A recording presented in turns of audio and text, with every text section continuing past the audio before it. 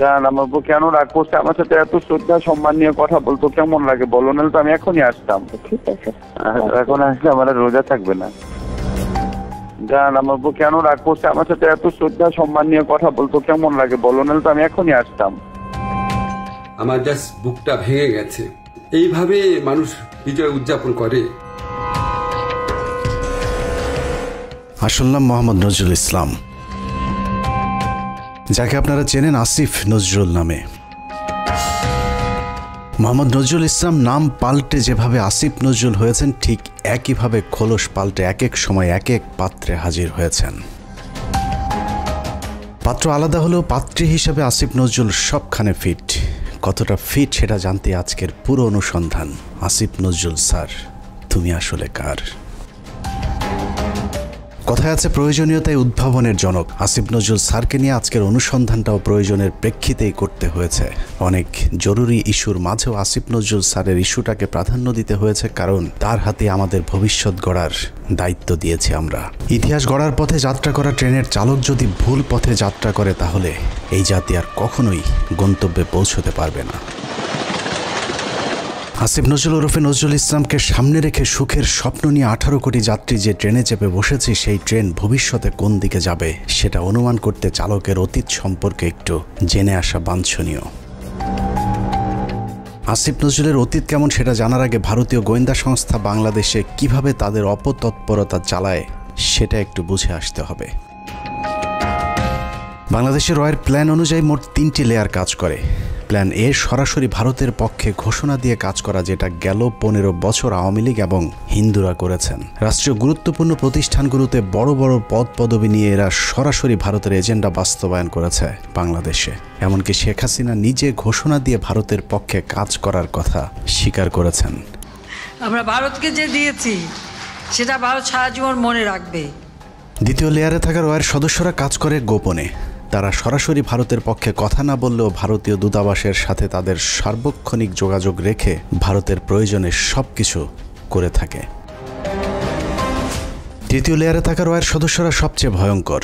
এদেরকে সাধারণ দৃষ্টিতে দেখে মনে হবে প্রচণ্ড ভারত বিরোধী, কিন্তু গোয়েন্দাদের প্রথম 2টি লেয়ার যখন অকৃতকার্য হয়, তখন সবশেষ লেয়ারটি কৌশলে দাঁড়িয়ে যায়। আর এই লেয়ারে যারা থাকে তাদের পরিচয় যখন প্রকাশ পায়, তখন আসলে কিছুই করার থাকে না। যে কারণে এদের ব্যাপারে অতি সাবধানী হওয়া অত্যন্ত জরুরি। এই শ্রেণীর ভারতীয় এজেন্টদেরকে সবচেয়ে বেশি কৌশলী হতে হয়, কারণ তাদেরকে ডুয়েল রোল প্লে করে দুই পক্ষকেই খুশি রাখতে হয়। এই ধরনের গোয়েন্দা এজেন্ট নির্বাচনে ভারতীয় গোয়েন্দাদের কিছু সুনির্দিষ্ট চাহিদা থাকে। এসব ক্ষেত্রে যারা অমি চেতনাধারী, দুশ্চরিত্র, ইসলাম বিদ্বেষী এমন ধরনের সব ব্যক্তিদেরকে বাছাই করা হয়। অন্তরে আওয়ামী চেতনা লালন করলেও প্রকাশ্যে তাদেরকে বিপরীত রূপে আত্মপ্রকাশ করানো হয়। এ ধরনের এজেন্ট তৈরিতে 1 যুগ 2 যুগ, আবার কখনো তারও বেশি সময় লেগে যায়, যাতে তাদের পেছনের ইতিহাস মানুষ ভুলে যায়। দেখতে কিছুটা নিষ্পাপ, শ্রুতিমধুর, বাকপটু গোছের এসব এজেন্টদেরকে দিয়ে কখনো কখনো সাধারণ ভারত বিরোধীদের চাইতেও কঠোর ভাষায় ভারতকে আক্রমণ করানো হয়, যা দেখে মনে হবে এরা প্রচণ্ড ভারত বিরোধী। আর এভাবেই তাদেরকে ভারত বিরোধী শিবিরে ধীরে ধীরে জনপ্রিয় করে তোলা হয়। এমন অত্যন্ত যৌক্তিক কারণে আজকে ভারতের বিরুদ্ধে আমাদের স্বাধীনতার ডাক দিতে হবে, ভারতের বিরুদ্ধে আমাদের সার্বভৌমত্বের ডাক দিতে হবে।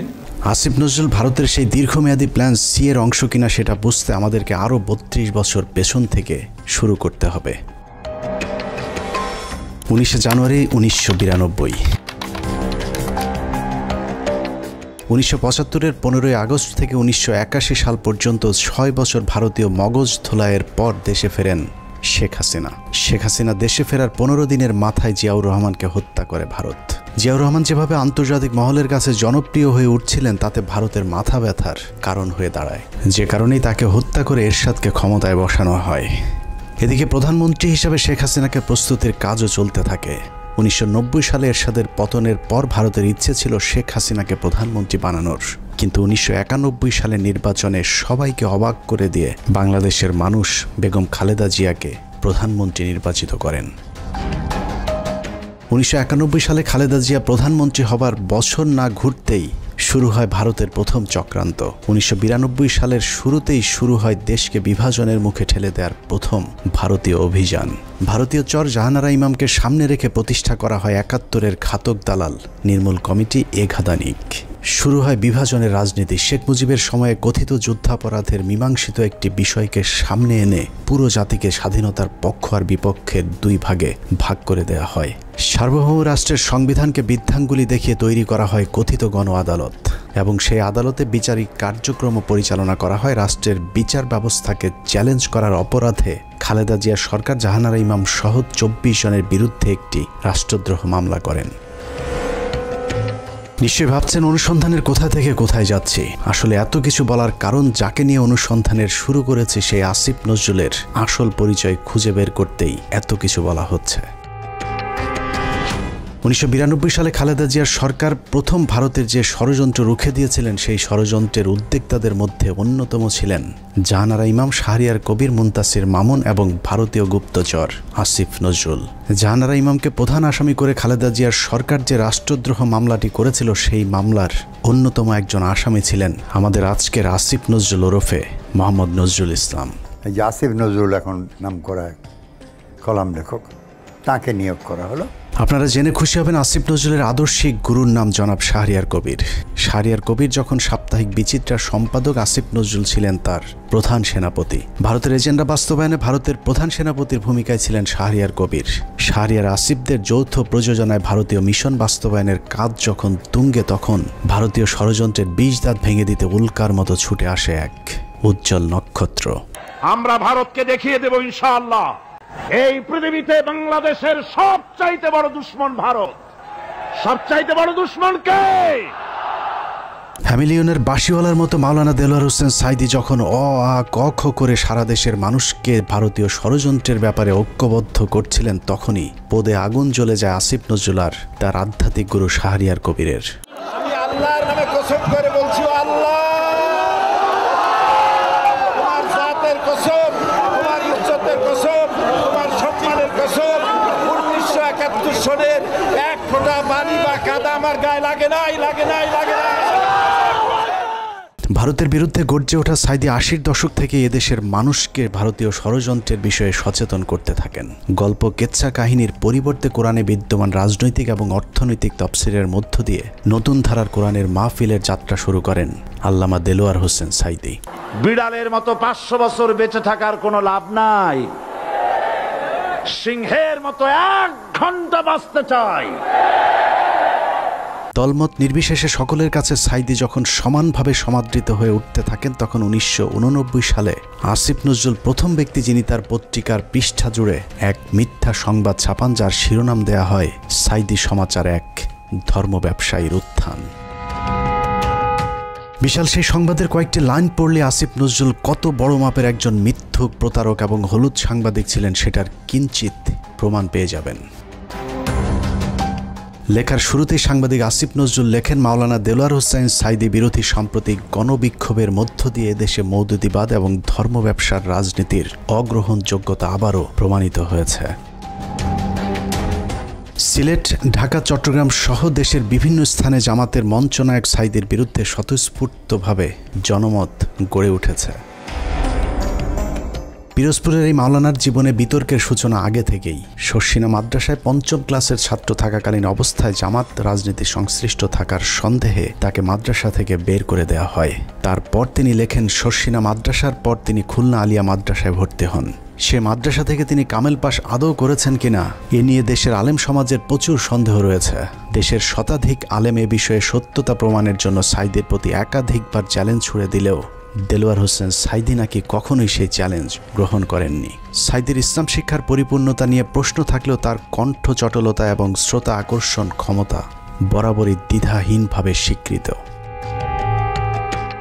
বিভিন্ন টকশোতে ব্যক্তিগত আক্রমণ করার বিরুদ্ধে সবক দেয়া আসিফ নজরুল তার সেই লেখায় দেলোয়ার হোসেন সাইদিকে চরমভাবে ব্যক্তিগতভাবে আক্রমণ করেছিলেন। তিনি লিখেছেন, বিভিন্ন সূত্রের দেয়া তথ্য অনুযায়ী স্বাধীনতা যুদ্ধের আগেই কণ্ঠ সম্পদকে অবলম্বন করে সাইদি পিরোজপুরের গড়ের হাটে সুর করে আতর, তসবিহ, ধর্মীয় পুস্তক বিক্রি করে জীবিকা নির্বাহ করতেন। এরপর গুরুত্বপূর্ণ দুটি লাইন আছে, সেই লাইনগুলো আপনাদেরকে জানানোর আগে আসিফ নজরুল দেলোয়ার হোসেন সাইদিকে নিয়ে সম্প্রতি একটি বক্তব্য দিয়েছেন, সেটা দেখে আসা যাক।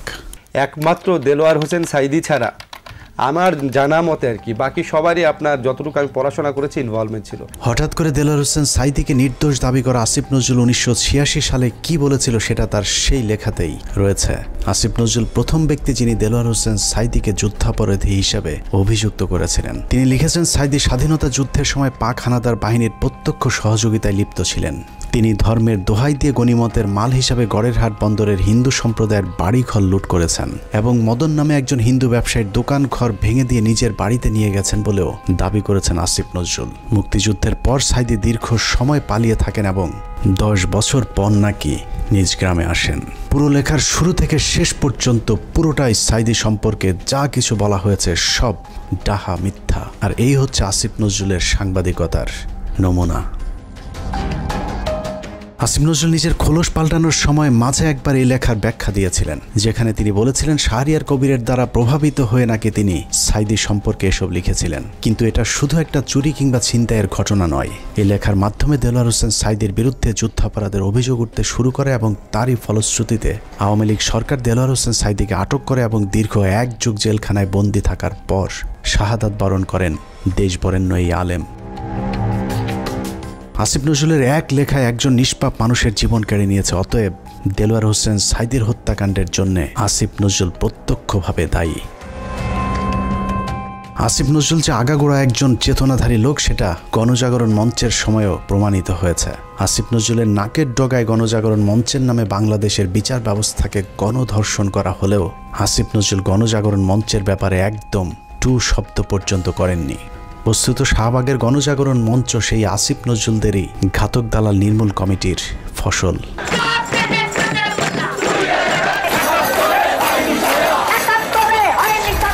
আসিফ নজরুলের কাঁধে দেয়া ভারতীয় ষড়যন্ত্রের প্রথম অ্যাসাইনমেন্ট শেষ হয়েছে। আসিফ নজরুল নিজেকে পাল্টে এখন ভারত বিরোধী আর আওয়ামী বিরোধী প্রমাণের চেষ্টা করে যাচ্ছেন। মাঝে হজ করে এসেছেন, রোজাও রাখেন, রোজার মাঝে পরকিয়া করতে গিয়ে কাপড়ও নষ্ট করেন। এখন তুমি বাসায় একা একা বসে আছো, কেউ যত্ন নিচ্ছে? কিছু না, আমি খালি শুয়ে ঘুমাচ্ছি, শুয়ে আছে। চলে আসো না কেন, দেখে যাও আমাকে। আমাকে দেখে যাও। আমিও তো চাই। জ্বর আক্রান্ত অবস্থায় পড়ে আছো, এখন আমি আসলে ইয়ে তো কেউ থাকে না কেন তোমার পাশে? এখন আসো, এসে দেখে যাও আমাকে। আসতে চাই, তোমাকে স্বপ্ন দেখতেছিলাম। জান আমার উপর কেন রাগ করছে? আমার সাথে এত শ্রদ্ধা সম্মান নিয়ে কথা বলতো কেমন লাগে বলো, নাহলে তো আমি এখনই আসতাম। চলে আসো, এখন তো আসবে না বাসায়। তোমার গাড়ি নাই? না গাড়ি নাই, তুমি আসো না। কেউ আসবে না, এখন বাসার মধ্যে একটু জানলেই আসবে আসতে। আচ্ছা ঠিক আছে, এখন আসলে আমার রোজা থাকবে না। আরেকজনের বউয়ের জ্বরে সেবার হাত বাড়িয়ে দেওয়া সমাজসেবক আসিফ নজরুল যে এখনো ভারতীয় জ্বর, চলুন তার আরও প্রমাণ দেখা যাক। রমনা বটমূল সারা দেশে সিরিজ বোমা হামলা, নারায়ণগঞ্জ গ্রেনেড হামলা থেকে শুরু করে বাংলাদেশে ভারতীয় গোয়েন্দা সংস্থার যে কটি বড় চক্রান্ত হয়েছে তার মধ্যে একটি 21শে আগস্ট গ্রেনেড হামলা। কতটা সূক্ষ্মভাবে 21শে আগস্টের ঘটনা ঘটিয়েছে তা নিয়ে আমাদের একটি অনুসন্ধান চলছে, যা কিছুদিনের মধ্যেই প্রকাশ করা হবে।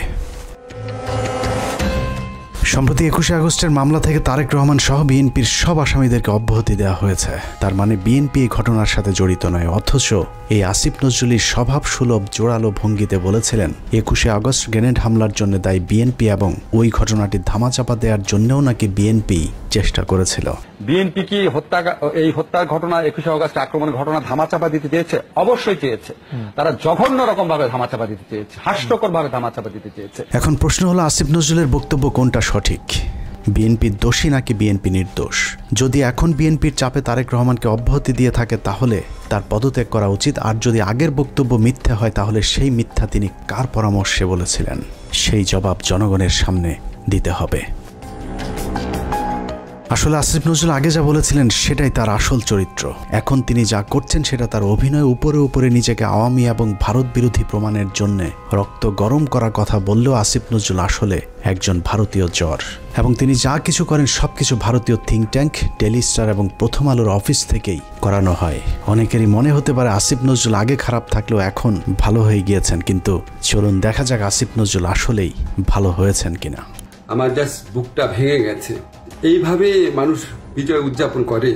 আপনার পলিটিক্যাল অপোনেন্টের উপর আপনার রাগ থাকতে পারে, আপনার পুলিশের উপর রাগ থাকতে পারে, এই জন্য এইভাবেই নির্বিচার হামলা করা হবে। 5 তারিখ বিজয়ের পর আসিফ নজরুলের প্রথম ভিডিও বার্তা ছিল আওয়ামী লীগের প্রতি সমবেদনা জানিয়ে। আওয়ামী লীগকে বাঁচাতে তার কাকুতি দেখে মনে হয়েছে নিজ দলের নির্যাতিত মানুষের পক্ষে দাঁড়িয়েছেন আসিফ নজরুল।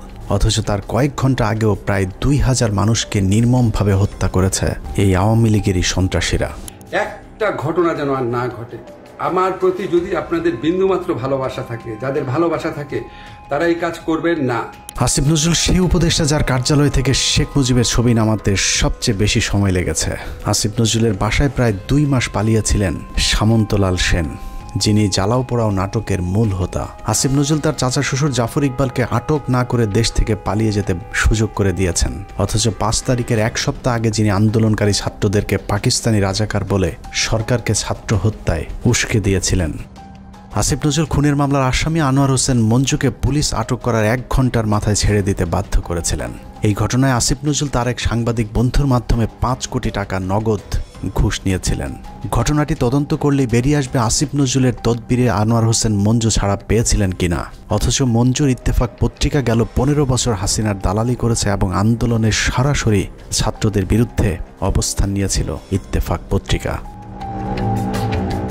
আসিফ নজরুল সেই উপদেষ্টা যার ইশারায় সাবের হোসেন চৌধুরী সহ একের পর এক আওয়ামী লীগের হত্যা মামলার আসামিরা জামিনে ছাড়া পাচ্ছেন। সূত্র জানিয়েছে প্রতিটি জামিনে আসিফ নজরুল মোটা অঙ্কের টাকা নিচ্ছেন। সবশেষ ঝিনাইদহের বিচারক জামিন দিতে না চাইলে তাকে ছুটিতে পাঠানোর ভয় দেখিয়ে ঝিনাইদহের আওয়ামী লীগের সাবেক এমপিকে জামিন দিতে বাধ্য করেন আসিফ নজরুল। ঝিনাইদহে নাশকতা ও হত্যা মামলায় গ্রেপ্তার আওয়ামী লীগের সাবেক 2 সংসদ সদস্যকে অন্তর্বর্তীকালীন জামিন দিয়েছে আদালত। আসিফ নজরুলের চাপে বিভিন্ন থানায় মামলা নিতে গড়িমসি করছে পুলিশ। কারণ আসিফ নজরুল গণহারে আসামিদের বিরুদ্ধে মামলা না দেওয়ার জন্য আওয়ামী লীগের পক্ষে দাঁড়িয়েছিলেন। তার দাবি শত শত মানুষের বিরুদ্ধে মামলা দেয়া যাবে না। অথচ আন্দোলনের সময় আওয়ামী লীগের হাজার হাজার সন্ত্রাসীরা ছাত্র হত্যায় অংশ নিয়েছিল। অথচ আসিফ নজরুল গণহারে মামলার বিপক্ষে। ঢালাও মামলার একটা খুব মারাত্মক একটা প্রকোপ দেশে দেখা দিয়েছে। এটা আমাদেরকে অত্যন্ত বিব্রত করে। এরই মধ্যে যেসব হত্যা মামলা হয়েছে তার অধিকাংশ আসামিকে ধরার কোনো তৎপরতা নেই। প্রায় সবখানে আওয়ামী লীগের লোকজন যেভাবে বুক ফুলিয়ে ঘুরে বেড়াচ্ছে তাতে মনে হচ্ছে এ যেন দেখার কেউ নেই। 15ই আগস্ট জাতীয় দিবস বাতিল করা হয়েছিল, সেই রায় স্থগিত করা হয়েছে আসিফ নজরুলের নির্দেশে। সবচেয়ে ভয়ঙ্কর বিষয় হলো যে ছাত্রদের প্রতিনিধি হিসাবে আসিফ নজরুল উপদেষ্টার পদ বাগিয়ে নিয়েছেন। সেই ছাত্রদের কতজন জুলাই হত্যাকাণ্ডে নিহত হয়েছিলেন তাদের সংখ্যাও এখন পর্যন্ত সঠিকভাবে গণনা করা হয়নি। যারা আহত হয়েছিল তাদেরও খোঁজ নিচ্ছে না সরকার। উন্নত চিকিৎসার অভাবে আহত অনেকে মৃত্যুর দিকে এগিয়ে যাচ্ছে। অথচ আগস্টেই বলা হয়েছিল তাদেরকে উন্নত চিকিৎসার জন্য বিদেশে পাঠানো হবে। বাস্তবে এখন পর্যন্ত একজনকেও বিদেশে পাঠানো হয়নি উন্নত চিকিৎসার জন্য। আমার এই শরীরে আমি কি করতে পারবো? যার হাত নাই সেই শরীরে কি করতে পারবে? যার পা নাই তার সে কি? এখানে দেখেন চোখে অনেক গুলি আছে। আমার এলাকাতে আমার ছোট ভাই আমার একসাথে আন্দোলন করছে, ওর মাথার ভিতরে এখনো 2টা গুলি আছে। ইস্তিয়াক না, ও কি করবে? আমাদের পুনর্বাসনের একটা ব্যবস্থা করা উচিত। কি করতেছে টাকা তো কি করতেছে ওগুলা? আমরা কি উন্নয়নের, আমরা কি আর কি দেশ সংস্কারের অংশ না? এদেরকে এইভাবে অমূল্য, এদেরকে টিস্যু হিসাবে এখন ফেলে দেওয়া হয়েছে। টিস্যু, এরা এখন টিস্যু। আমিও আন্দোলনে ছিলাম, হয়তো আল্লাহ আমার শরীর সুস্থ রাখছে, আমি আল্লাহর কাছে লাখো শুকরিয়া করি। কেন লাখো শুকরিয়া করি জানেন? কারণ কি আমি যদি গুলি খেতাম, আমি যদি আহত হইতাম, কেউ দেখতে আসতো না আমাকে, কেউ দেখতে আসতো না আমাকে। আজকে এদের প্রত্যেককে আজকে এখানে দাঁড়ায় তাদেরকে আন্দোলন করতে হচ্ছে। কেন তারা আন্দোলন কেন করবে? বিডিআর হত্যাকাণ্ডের মূল রহস্য উদ্ঘাটনে একটি কমিশন গঠন করার কথা থাকলেও সেটা এখনো পর্যন্ত করা হচ্ছে না। জানা যায় আসিফ নজরুলের প্রভাবে আটকে আছে বিডিআর হত্যাকাণ্ডের তদন্ত কমিটি গঠন। আমি major Mohammad Zahidi Ahsan Habib, retired, BDR হত্যাকাণ্ডের একজন প্রত্যক্ষদর্শী। বহুদিন আগে থেকে শুনে আসছি বিডিআর হত্যাকাণ্ডের পুনর্বিচার শুরু হবে, কিন্তু আজ পর্যন্ত কোনো অগ্রগতি দেখতে পাইনি। এই পিলখানা হত্যাকাণ্ড, যে পিলখানা হত্যাকাণ্ডের সাথে সরাসরি আওয়ামী সরকার বা ভারতীয়রা জড়িত ছিল, সেই পিলখানা হত্যাকাণ্ডের বিচারের কোনো অগ্রগতি এখনও নাই। গত 4 মাস 4টি ডেট পড়ার পরেও তারা মুক্তি পায় নাই। কোর্ট বিভিন্ন অজুহাতে জামিন শুনানি দীর্ঘায়িত করছেন। এদিকে পিলখানা হত্যাকাণ্ডে বলির পাঠা বিডিআর জওয়ানদের মামলায় 5 তারিখের পর 3টি জামিন শুনানি হয়েছে। প্রথমটিতে আসিফ নজরুল পিপি নিয়োগ দেওয়ার সময় পায়নি, দ্বিতীয় শুনানির একদিন আগে পিপি নিয়োগ দেওয়া হলেও পিপি নাকি মামলার নথি দেখার সময় পাননি, আর তৃতীয় শুনানিতে নথি পড়ার জন্য আরও কয়েকদিন সময় চেয়েছেন রাষ্ট্রপক্ষ। এভাবেই হাইকোর্ট দেখানো হচ্ছে দেশপ্রেমিক জওয়ানদেরকে। ৫ তারিখের পর এরই মধ্যে 2 জন বিডিআর জওয়ানের জেলখানায় রহস্যজনক মৃত্যু হয়েছে। এতে বিডিআরের অন্য সদস্যরাও আতঙ্কে আছেন বিডিআর হত্যাকাণ্ডের ঘটনা ধামাচাপা দিতে তাদেরকেও ধীরে ধীরে অসুস্থতার নামে হত্যা করা হতে পারে। একইভাবে তারেক রহমানের মামলাগুলোতেও নানাভাবে জটিলতা তৈরি করে রাখা হয়েছে। এখনও লুৎফুজ্জামান বাবরকে ছাড়ার কোনো খবর নেই। এক মহান দেশপ্রেমিক সেনা কর্মকর্তা মেজর জেনারেল রেজ্জাকুল হায়দারকে এখনও মামলার দোহাই দিয়ে জেলে আটকে রাখা হয়েছে। দেখে মনে হচ্ছে আসিফ নজরুল আর প্রথম আলোর জন্যই ছাত্ররা স্বাধীনতা এনেছিল। এখনও কয়েক হাজার আলেম জেলখানায় বন্দী, কৃত্রিম জটিলতা সৃষ্টি করে তাদের জামিন শুনানির সুযোগও দেওয়া হচ্ছে না। ডিজিটাল সিকিউরিটি অ্যাক্টের মামলায় হাসিনা সরকারের আমলে যারা জেলে গিয়েছিলেন তাদের অধিকাংশ এখনো পর্যন্ত জেলখানায় বন্দী আছেন। ভাবুন তো, তাদের জন্য কি স্বাধীনতা আসেনি? এখন প্রশ্ন হলো, বিদ্রোহী সরকারের বিদ্রোহী কাজী নজরুল ইসলামের ভূমিকায় অবতীর্ণ হওয়া আসিফ নজরুল তাহলে করছেটা কি? চলুন দেখা যাক আসিফ নজরুল কি করছে। 17 মে 2021। রাষ্ট্রীয় গুরুত্বপূর্ণ নথি অনুমতি ছাড়া ছবি তোলা ও সংগ্রহের অভিযোগে প্রথম আলোর জ্যেষ্ঠ প্রতিবেদক রোজিনা ইসলামকে শাহবাগ থানায় সোপর্দ করেছে স্বাস্থ্যসেবা বিভাগ। সাংবাদিক রোজিনা ইসলামকে কারাগারে পাঠিয়েছে ঢাকার সিএমএম আদালত। বাংলাদেশের ইতিহাসে প্রথমবারের মতো জাতীয় সংবাদপত্রের একজন সাংবাদিক চুরির দায়ে আটক হয়েছিল। চোরের নাম প্রথম আলোর সাংবাদিক রোজিনা ইসলাম। স্বাস্থ্য খাতের লুটপাট আর দুর্নীতির সাথে জড়িত রোজিনাকে মনে করা হয় স্বাস্থ্য খাতের মাফিয়া। রোজিনার ভাগ ছাড়া স্বাস্থ্য মন্ত্রণালয়ে কোনো প্রকল্প বাস্তবায়ন করা একদম অসম্ভব। মন্ত্রণালয়ে রোজিনার চেয়ে তার ভাই আর স্বামীর ক্ষমতা নাকি আরও অনেক বেশি। স্বাস্থ্য মন্ত্রণালয়ে কেউ তার কথার বাইরে গেলেই তার বিরুদ্ধে নিউজ করার হুমকি দিয়ে ঠান্ডা করে রাখা হয়। তাকে দিয়ে স্বাস্থ্য মন্ত্রণালয়ের সব স্বার্থ উদ্ধার করে থাকে প্রথম আলোর মতিউর রহমান। কিন্তু কথায় আছে, চোরের 10 দিন গৃহস্থের একদিন। বারবার ধান খেয়ে যাওয়া ঘুঘু রোজিনাকে বধ করা হয় 17 মে 2021 সালে। সচিব সাহেবের পাশে যে রুম আছে সেই রুমে তো ফাইল টাইল রাখা আছে। ওই রুমে ঢুকে ওই ফাইলের ছবিগুলো তুলতেছিল এবং কিছু ফাইল উনি নিজে নিয়েছিল। মন্ত্রণালয়ের একটি সূত্র জানিয়েছে, পুলিশ রোজিনাকে কাজের লোক মনে করে আটক করেছিল। কাজের লোকের মতো দেখতে রোজিনা কেন ফাইল ঘাটাঘাটি করছেন এটা চোখে পড়তেই পুলিশ তাকে আটকায়। পুলিশের কাছে বারবার নিজেকে সাংবাদিক পরিচয় দিলেও রোজিনার বেশভূষা দেখে পুলিশ তা বিশ্বাস করেনি। রোজিনা যতক্ষণে নিজেকে সাংবাদিক প্রমাণ করেছে ততক্ষণে মন্ত্রণালয়ের ঊর্ধ্বতন কর্মকর্তারা হাজির। তারা এসে দেখলো একজন ব্যক্তি ওখানে ফাইলের ছবি তুলতেছে এবং ফাইল কিছু নামিয়ে ব্যাগে ঢুকাইছে, শরীরেও ঢুকাইছে। রোজিনার পাজামার নিচ থেকে বের করা ফাইল দেখে সচিব উপসচিবদের মাথা ঘুরতে থাকে, কারণ এই ফাইল এমন এক চুক্তির যে চুক্তি বাংলাদেশ সরকার আমেরিকা এবং ভারতকে না জানিয়ে চীনের সাথে করেছিল। ভারতকে টাকা দিয়ে ফাইজারের টিকা না পেয়ে চীনের সিনোফার্মের টিকা কেনার চুক্তি করে বাংলাদেশ। সেই খবরেই ক্ষিপ্ত হয় ভারতীয় চর প্রথম আলো কর্তৃপক্ষ। চুক্তির বিষয়টি ভারতকে জানানোর জন্যই রোজিনাকে চুরি করে ফাইলের ছবি আনতে পাঠিয়েছিল মতিউর রহমান। কিন্তু পুলিশ দেখে চুক্তির সেই কাগজ রোজিনা তার ভেতরে ঢুকিয়ে ফেলেছিল। এই ফাইলগুলো ছিল টিকা সংক্রান্ত। আমরা যে রাশিয়ার সাথে টিকা চুক্তি করছি, চায়নার সাথে টিকার চুক্তি করছি। গ্যারান্টি দিয়ে বলে রাখলাম, প্রথম আলো রোজিনা সচিবালয় থেকে ফাইল চুরি করেছিল এবং এখানে এক ফোঁটাও মিথ্যে নেই। অথচ উপদেষ্টা হিসেবে আসিফ নজরুল প্রথম কার্যদিবসে রোজিনার মামলাটি খারিজ করে দেওয়ার আশ্বাস দেন। পরদিন মামলাটি খারিজ হয়ে যায়। প্রায় 3 বছর পর অফিসিয়াল সিক্রেটস অ্যাক্টে করা মামলা থেকে অব্যাহতি পেয়েছেন প্রথম আলোর বিশেষ প্রতিনিধি রোজিনা ইসলাম। 2019 সালের 1 নভেম্বর ঢাকার রেসিডেন্সিয়াল মডেল স্কুল অ্যান্ড কলেজে প্রথম আলোর কিশোর ম্যাগাজিন কিশোর আলোর বর্ষপূর্তি অনুষ্ঠানে বিদ্যুৎপৃষ্ট হয়ে 9ম শ্রেণীর শিক্ষার্থী নাইমুল আবরার নিহত হন। ওই ঘটনায় আবরারের বাবা একটি হত্যা মামলা দায়ের করেন, যে মামলায় প্রথম আলোর সম্পাদক মতিউর রহমান সহ 10 জনের বিরুদ্ধে গ্রেপ্তারি পরোয়ানা জারি হয়েছিল। আবরারের বাবাকে ভয়ভীতি দেখিয়ে ক্ষমতার জোরে মামলাটি আগেই স্থগিত করে রেখেছিল প্রথম আলো। যাবতীয় মুভমেন্ট তাদের দ্বারা নিয়ন্ত্রিত ছিল। আমি যেটা মনে করি যে এর দায়ভার কিশোর আলোকে অবশ্যই নিতে হবে। সুপ্রিম কোর্টের একটি সূত্র জানিয়েছে, আসিফ নজরুলের নির্দেশে পুরো মামলাটি খারিজ করে দেওয়ার প্রক্রিয়াও প্রায় চূড়ান্ত করেছেন। আসিফ নজরুল আর মাস দুয়েক আইন উপদেষ্টা হিসেবে থাকলে প্রথম আলোর নামে আর কোনো মামলা আদালতে অবশিষ্ট থাকবে না। এখন প্রশ্ন হলো, আসিফ নজরুল কি শুধুই প্রথম আলোর সাংবাদিকদের বাঁচানোর জন্য উপদেষ্টা হয়েছেন? উনি কি জানেন এদেশে কত সাংবাদিক আওয়ামী লীগের বিরুদ্ধে কথা বলার কারণে দেশ ছেড়েছেন? এই প্রতিবেদন লেখা পর্যন্ত আইন মন্ত্রণালয়ের একজন পিওনও আমাদের কাউকে ফোন করার সময় পায়নি। উল্টো প্রথম আলোর বিরুদ্ধে আমরা কোনো কথা বললেই মতির পক্ষে হামলে পড়েছেন আসিফ নজরুল সহ তার কিছু উচ্ছিষ্টভোগী। আমি স্পষ্ট বলতে চাই যে প্রথম আলো পত্রিকা তাদের সামনে, ওখানে ডিবি মুনির ছিলেন এবং তার বস ছিলেন এই পুলিশের সাবেক আইজিপি, তিনি তখন ছিলেন ঢাকা মেট্রোপলিটনে, তিনি পুলিশ কমিশনার ছিলেন। তো ওনারা আমাকে একটু মনে করছিলেন হুজুর টাইপের মানুষ, হাবাগুবা টাইপের হয়তো এইভাবে ভাবছিলেন, হাত করার পরই আমাকে একটু দূরে দাঁড় করেছিলেন। ওখান থেকে আমি পরিষ্কার দেখতে পাচ্ছিলাম যে প্রথম আলো পত্রিকার মধ্যে সামনে লেখা, এবং শিরোনামটা আমি দেখে ফেললাম, ওখানে লেখা আছে যে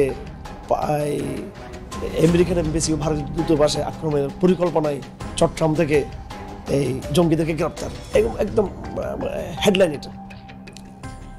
তো এরপর ধারাবাহিক যে ঘটনা ঘটলো, এই আমাকে রাতের গভীরে জিজ্ঞাসাবাদ করা হতো, বিভিন্ন সম্বন্ধে নিয়ে জিজ্ঞাসাবাদ করা হতো। আমার সাথে আমার স্কুলের আরও দুজন টিচার ছিলেন, কখনো সম্মিলিত কখনো একা একা আমাদেরকে জিজ্ঞাসাবাদ করা হতো। আমার সাথে যেটা করছে সেটা আমি দেখছি যে ওনারা বিভিন্ন জিজ্ঞাসাবাদের সময় বিভিন্ন মিডিয়ার সাথে তারা ফোনে আলাপ করে। প্রথম আলোর বিরুদ্ধে নিরীহ মানুষকে জঙ্গি সাজানোর অভিযোগ নিয়ে 15 মিনিটসের পক্ষ থেকে একটি অনুসন্ধান করা হয়েছিল। গুরুতর সেই অভিযোগ তুলে ধরার পর আসিফ নজরুল প্রথম ব্যক্তি যিনি প্রথম আলোর পক্ষে ফেসবুকে পোস্ট করেছিলেন। একই অনুসন্ধানে ভারতীয় রয়ের সদস্য কালবেলার সন্তোষ শর্মার বিরুদ্ধেও গুরুতর সব অভিযোগ করেছিল বাংলাদেশের শীর্ষস্থানীয় কয়েকজন আলেম। সেই ঘটনাকে কেন্দ্র করে ভুক্তভোগীরা কালবেলা কার্যালয়ে অভিযোগ দিতে চাইলে আসিফ নজরুল তথ্য মন্ত্রণালয়কে চাপ দিয়ে বিক্ষোভকারীদের বিরুদ্ধে একটি বিজ্ঞপ্তি দেন। তথ্য মন্ত্রণালয় সেই বিজ্ঞপ্তি দেওয়ার পর আসিফ নজরুল সেই বিজ্ঞপ্তি শেয়ার করে আমাদেরকে হুমকি দেন, যদিও সংশ্লিষ্ট মন্ত্রণালয়ের উপদেষ্টা নাহিদ ইসলামও সেই বিজ্ঞপ্তি শেয়ার করার প্রয়োজন মনে করেননি। প্রশ্ন হলো, আসিফ নজরুলের আগ বাড়িয়ে কেন সেই বিজ্ঞপ্তি শেয়ার করতে হলো? আসিফ নজরুল এবং প্রথম আলোর প্রভাব কতটা শক্তিশালী সেটা বুঝতে দুটি ঘটনা তুলনা করা যাক। ডক্টর মোহাম্মদ ইউনূসের সরকার গঠনের পর ব্রিগেডিয়ার জেনারেল এম সাখাওয়াত সরকারের মুখপাত্রের ভূমিকায় ছিলেন। এটা অনেক বড় পার্টি এবং I have lot of respect for Awami League. বঙ্গবন্ধুর স্বপ্ন ছিল নষ্ট করবেন না, এটা আপনার নষ্ট করার কোনো অধিকার নাই। পার্টিকে রিঅর্গানাইজ করেন, একটা পলিটিক্যাল পার্টির মতো যেভাবে থাকে, ইলেকশন আসলে ইলেকশন কন্টেস্ট করবেন। আওয়ামী লীগের পক্ষে সাখাওয়াতের এক বক্তব্যে মন্ত্রণালয়ে ছাড়তে হয়েছে প্রভাবশালী এই উপদেষ্টাকে। এবার চলুন প্রথম আলো আর আসিফ নজরুল কত শক্তিশালী সেটা দেখা যাক। 5টা মিনিটের লেগে তুই খালি একটু আয়া পর, তোরে মাইরা আমি ঘুমামু ভাই, আমার ঘুম হয় না, তোরে মাইরা ঘুমামু, তুই একটু আয় ভাই, তুই নিশুদাতা না, তোর মায়ে ঘুমায়, তোর মায়ে। নাটক চলচ্চিত্রের মাধ্যমে পরকীয়া সমকামিতা থেকে শুরু করে ইসলাম বিদ্বেষ, সমাজ ধ্বংসের অন্যতম মাস্টার মাইন্ড মোস্তফা সরোয়ার ফারুকী। মোস্তফা সরোয়ার ফারুকী সংস্কৃতি উপদেষ্টা হিসেবে শপথ নেয়ার পর দেশের শতভাগ মানুষ তীব্র প্রতিবাদ জানিয়েছিল। তারপরেও ফারুকীকে সরানো যায়নি, কারণ আসিফ নজরুল এবং প্রথম আলোর যুগ্ম সম্পাদক আনিসুলের অনেক পুরাতন নারী সাপ্লায়ার মোস্তফা সরোয়ার ফারুকী। আসিফ নজরুল দাবি করেছেন তিনি ফারুকীর উপদেষ্টা হবার বিষয়ে কিছুই জানেন না, কিন্তু আমাদের হাতে আসা তথ্য বলছে আসিফ নজরুল ফারুকীর অনেক পুরাতন বন্ধু। প্রায় এক যুগ আগে ফারুকী এবং তিশার বিয়েতে হাতে গোনা যে কজন মানুষ দাওয়াত পেয়েছিলেন, আসিফ নজরুল সেই ভাগ্যবানদের মধ্যে একজন। মোস্তফা সরোয়ার ফারুকীর মন্ত্রণালয়টিও আসিফ নজরুলের নিজের ছেড়ে দেয়া মন্ত্রণালয়। এবার প্রশ্ন আসতে পারে, ফারুকীর সাথে আসিফ নজরুলের সম্পর্ক আছে ঠিক আছে, কিন্তু প্রথম আলোর সাথে ফারুকীর সম্পর্কটা আসলে কি? এটাই আজকের অনুসন্ধানের সবচেয়ে গুরুত্বপূর্ণ বিষয়। আসিফ নজরুলের মতো হানি ট্র্যাপে পড়ে যারা প্রথম আলোর হয়ে কাজ করতে বাধ্য হন, তাদের জন্য প্রথম আলোর সবচেয়ে বড় ফাঁদ হচ্ছে মেরিল প্রথম আলো, এবং সেই সাথে সম্প্রতি যোগ হয়েছে চরকি নামে আরেকটি প্রথম আলোর ওটিটি প্ল্যাটফর্ম।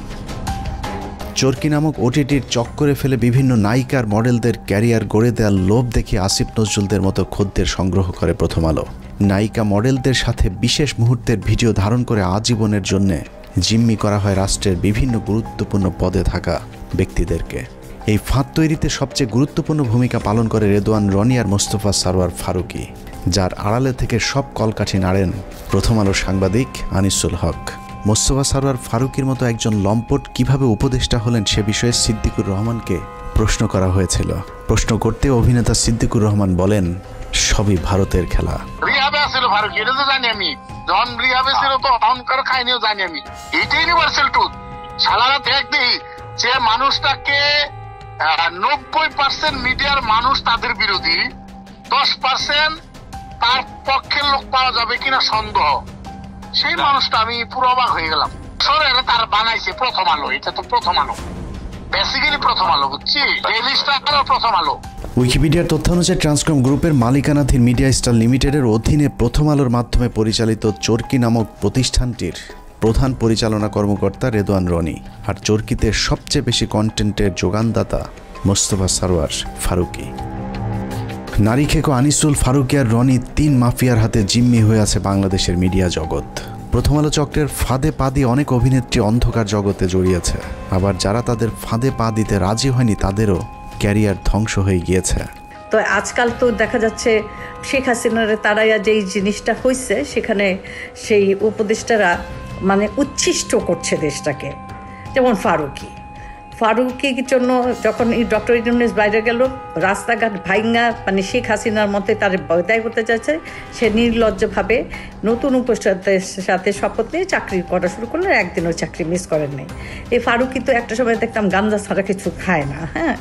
তারপরে তার একটু উন্নত হইলো অপিকরিম রেছাইরা, তার আগে বন্যার সাথে ছিল, তার আগে যে গান গায় যে কালী মহিলাটা ভুলে গেছে নামটা, ভুলে গেছে। তারপরে সে এতটাই অমঙ্গলজনক ছিল যে তার ভাই ব্রাদাররা যে প্রথম 4 জন তোজো জীবন এরা জীবন, আমরা যখন শুটিং করতেছি আশুতোষ জন্য বাইনোকুলার, তিন্নিকে ওরা যৌন হয়রানি এবং তাকে শারীরিকভাবে মানসিকভাবে এতটাই ভারাক্রান্ত করছিল। আমরা মামুন আমাকে বলছে যে আশুতোষ শুটিংটা বন্ধ করে দিই, এবং একাধারে তো আমি তো গাঁজা খেতে দেখছি, পরবর্তীতে শুনলাম তিনি ফারুকী রিহাব করে আসছে।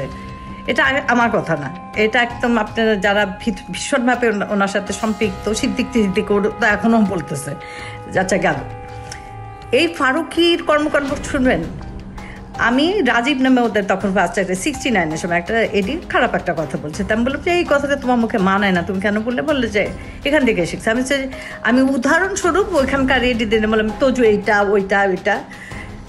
ফারুকী এতটাই মানে তখন গান্ধার তোজে ভুলে গেছে গে, সবই দরজা আটকাইয়া সব এডিগুলো রেখে আমাকে মাঝখানে এমন অপমান করলো, তোজো এরকম এরকম সেরকম। আমি না হতভম্ব হয়ে গেলাম। ওর এইটুকু মাথা ছিল না তখন। নন ম্যাট্রিক বা ম্যাট্রিক হইলে যা হয়, পড়াশোনার তো মানে গদ বাধা কিছু নেই। পোটেনশিয়াল কি দিছে, 3 সাম 4 সাম, তারপরে মানে যা তা আর কি। আবার আমারটা সময় পরকিয়া, এখন আমার প্রেমের কথা বলতে পারে, বলতেই পারে। তো আগে বলবো আপনারা উচ্ছিষ্ট করেন না দেশটাকে। ফারুকী আমি মেনে নিলাম, অনেক শিল্পী তোমাকে বাধাই দিয়েছে। এভাবে প্রথম আলো কেন্দ্রিক এক সিন্ডিকেট গড়ে উঠেছে মিডিয়া পল্লীতে, যাদেরকে সুবিধা দিতে আসিফ নজরুলের মাধ্যমে ফারুকীকে উপদেষ্টা বানিয়েছে প্রথম আলো। যে কারণে হানি ট্র্যাপের শিকার আসিফ নজরুল সারা জীবন গণতন্ত্রের পক্ষে কথা বলেও গোটা দেশের মানুষের মতামতকে উপেক্ষা করে ফারুকীকে উপদেষ্টা করে রাখতে বাধ্য হন।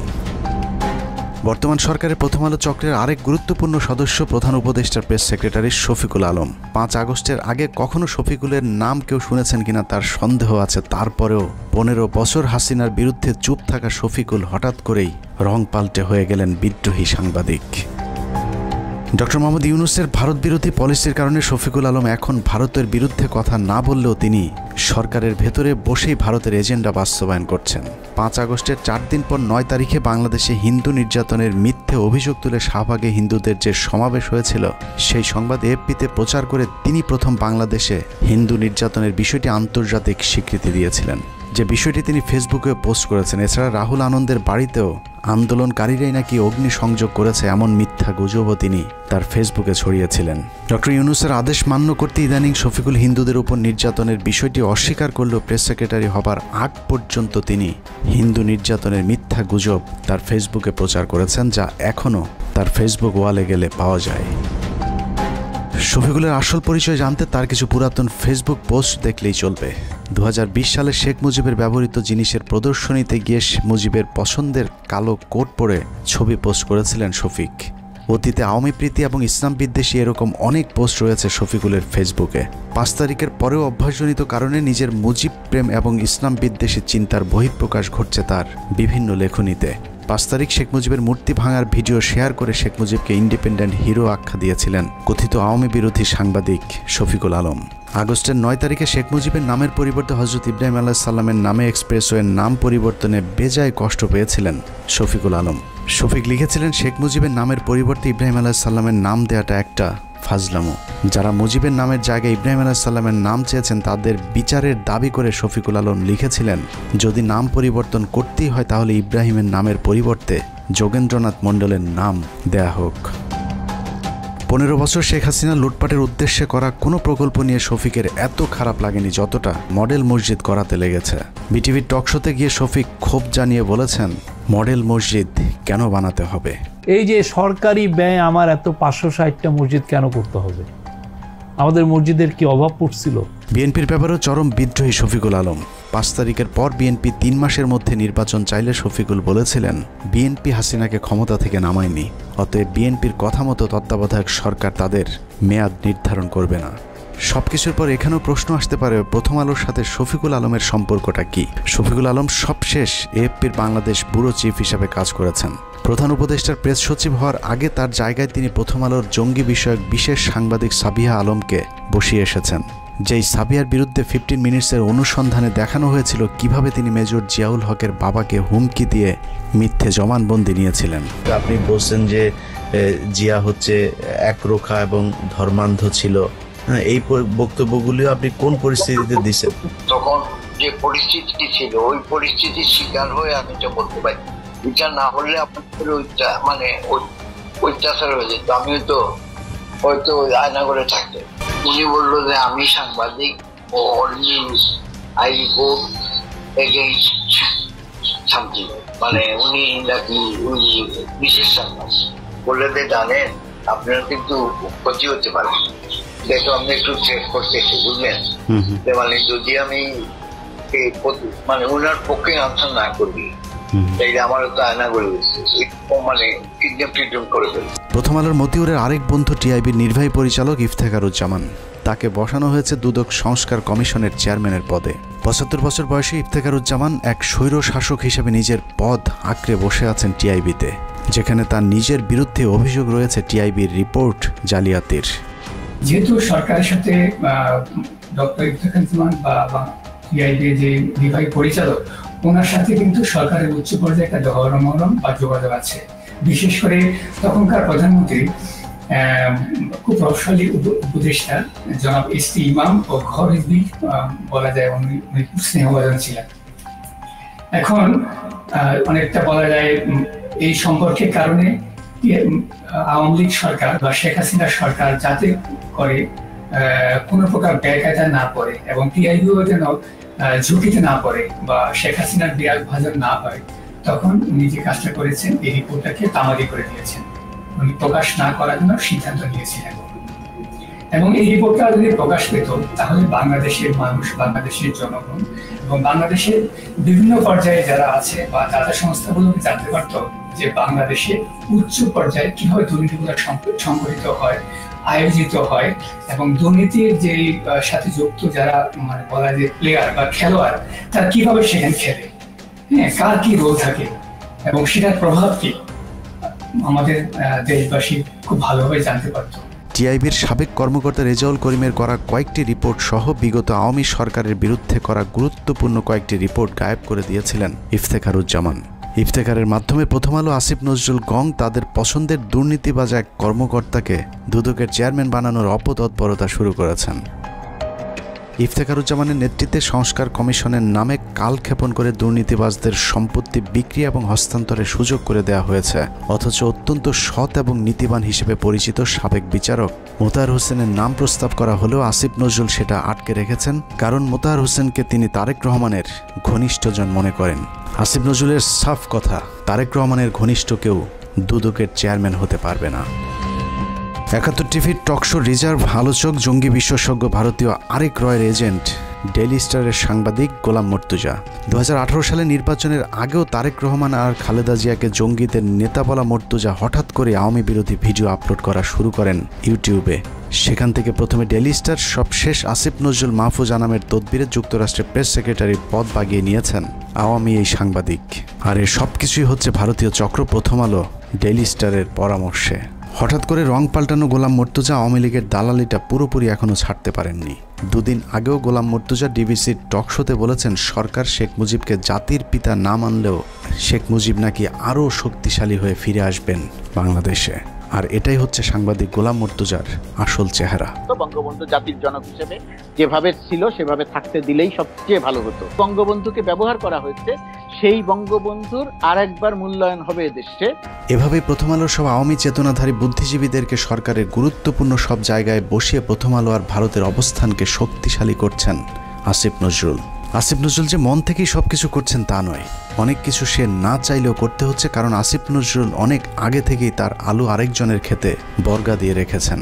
এই আলুর দোষে পুরো আইন মন্ত্রণালয় এখন আওয়ামী লীগ দখলে নিয়েছে। আসিফ নজরুল যেন নীরব এক দর্শক। বিষয়টা একদমই হাস্যকর নয়। আপনি কি জানেন আসিফ নজরুলের ব্যক্তিগত সহকারীকে? আসিফ নজরুলের ব্যক্তিগত সহকারী হচ্ছেন শামসুদ্দিন মাসুম, যিনি তত্ত্বাবধায়ক সরকার ব্যবস্থা বাতিলের মূল হোতা সাবেক প্রধান বিচারপতি ABM খায়রুল হকের ব্যক্তিগত সহকারী ছিলেন। নরেন্দ্র মোদীর সবশেষ নির্বাচনে জয়ী হবার পর শেখ রেহানার সাথে সফর সঙ্গী হয়েছিলেন আসিফ নজরুলের পিএস শামসুদ্দিন মাসুম। আপনার কাছে নিশ্চয়ই অবাক লাগছে যে খায়রুল হকের কারণে বাংলাদেশের সব সংকটের সূচনা তার পিএস কিভাবে আসিফ নজরুলের পিএস হয়। শুধু পিএস নয়, আইন মন্ত্রণালয়ের সব কলকাঠি নাড়ছেন শামসুদ্দিন মাসুম। আসিফ নজরুলকে ভাঙিয়ে মাসুম এরই মধ্যে শুরু করেছেন ব্যাপক চাঁদাবাজি।